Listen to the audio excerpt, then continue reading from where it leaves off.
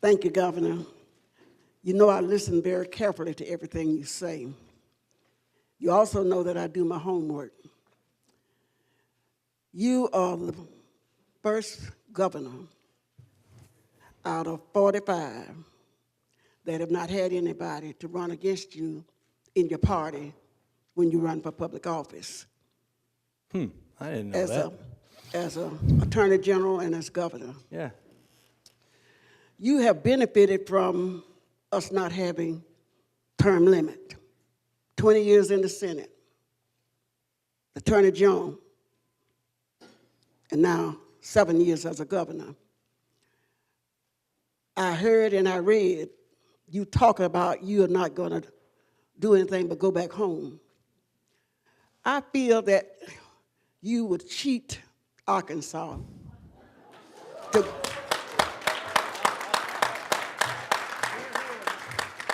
after we educated you. You are native born, Arkansas educated, served our country from this state. Why is it that you would not go to a higher level to serve your country for the future?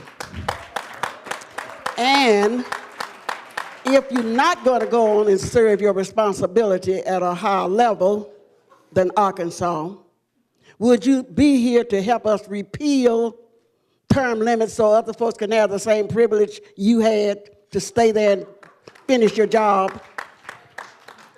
I'm glad she's my friend.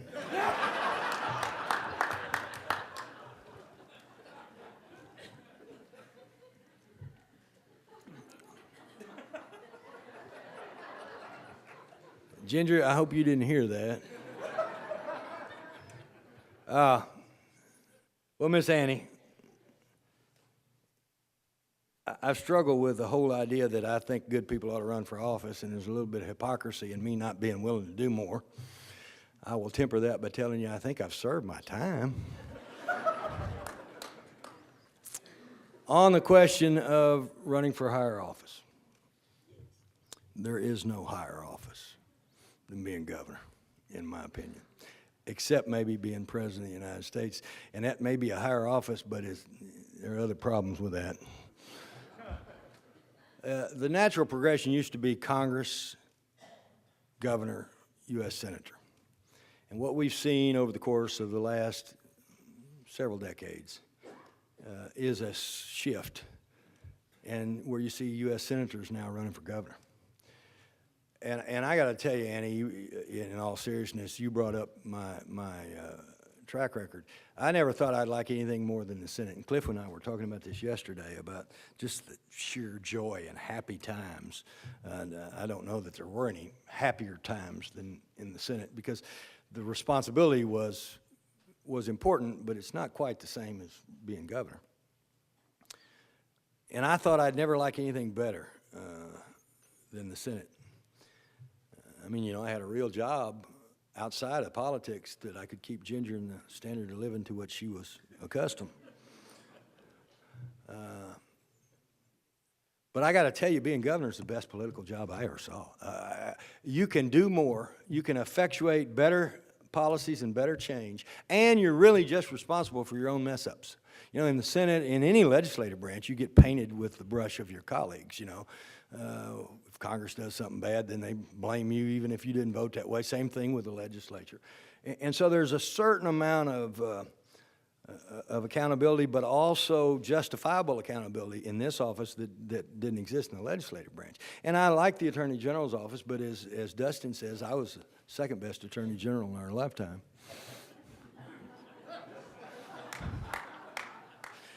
Pryor used that line before you did. I just want you to know. So, Miss Annie, I know I don't look it, but I'm going to be 68 years old when I get out of this. And you're just 48, and it's easy for you to say. I will still be around to offer whatever I can offer after a period of time. I don't intend to run for another elective office. I don't think anybody quits. Ginger told me I wasn't allowed to hang around the house. So I'm sure there'll be some things for me to do. One of the things I'm not going to do, though, is rush into it. I'm going to wait for a few months and see how bored I get in a few months. I may teach a college course. I may serve on a board or two. I don't have any specific plans, and I don't intend to make any specific plans for a while, except I'm not running for another elective office, and I want to go out as the most grateful guy you ever saw elected to office. You mentioned I didn't have, in my entire history, a Democratic opponent, and I hadn't thought about it that way. I will tell you, I never had an opponent at all until I ran for governor, Republican or Democrat or independent or anything else. For some of our out-of-town guests, for 20 years in the Senate, I never had the first opponent. I had the incumbent when I started running, but he pulled out before filing deadline, so I never had an opponent. I never had an opponent when I ran for AG. I had 7 or 8 of them said they were going to run, and nobody did. And so the first opponent I had was when I ran for governor, and all the newspaper folks said he doesn't know what the heck he's doing. He's never had an opponent. He doesn't know how to raise money. He doesn't know how to debate. Doesn't know how to handle slings and arrows. Watch this. They were right. Other questions? Oh, my goodness, another friend. I need some enemies asking me questions. You gave us several scenarios regarding the Obamacare Act and how it will affect people in Arkansas. Yeah. But I think maybe one that I've never heard anybody talk about. Yeah. And it worries me a little bit. And that's those thousands of people, very poor people, very ignorant people probably, who don't know the benefits of applying for health care under this new system we're going through. Yeah. What's going to happen to them if they don't get enrolled in this, but then they get sick and they go to the emergency room like they've always done? One of the things that our hospitals will do in that instance is provide them with an easy mechanism by which they can be enrolled. It's easy for the hospitals to do that. They're captive. I mean, they're there, right?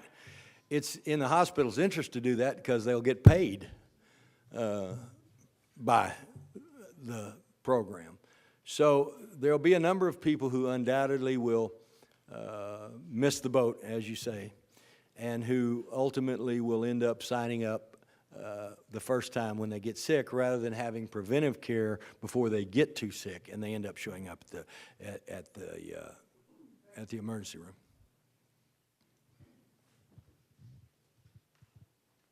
Have we got more than one mic? We need one in the back and one in the front. If I talk too long, Rex, is that what you're doing up here? Okay.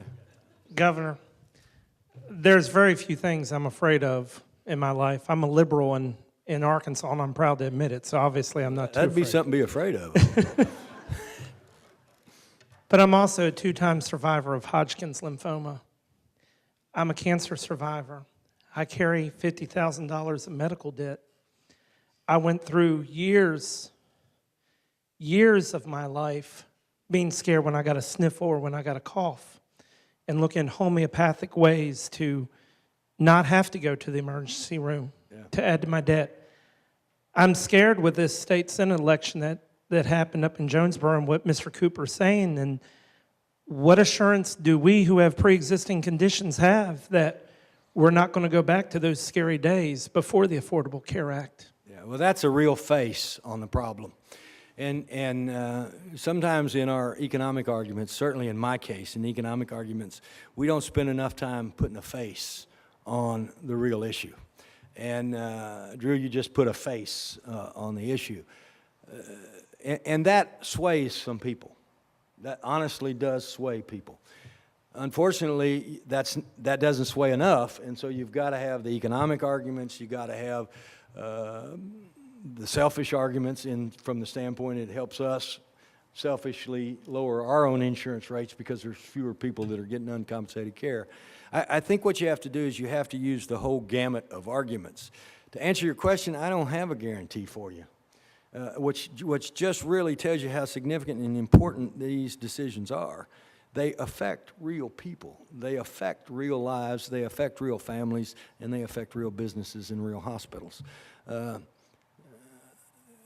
An argument that needs to be made, you know how much money I would spend out of the governor's quick action closing fund to get a company to come in here with 10,000 employees at a salary range that was double, triple, quadruple the average salary of all Arkansans.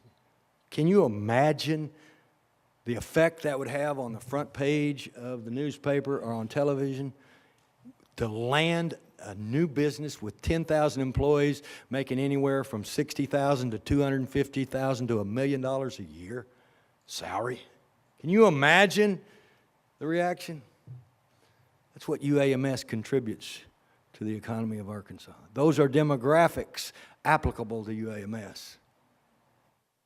They will get killed if this doesn't pass. Now, they won't close their doors, but we got little hospitals in rural parts of this state that'll close their doors. It's not a scare tactic, people, it's the facts. I'll leave it with this because he's up here and wants me to shut up.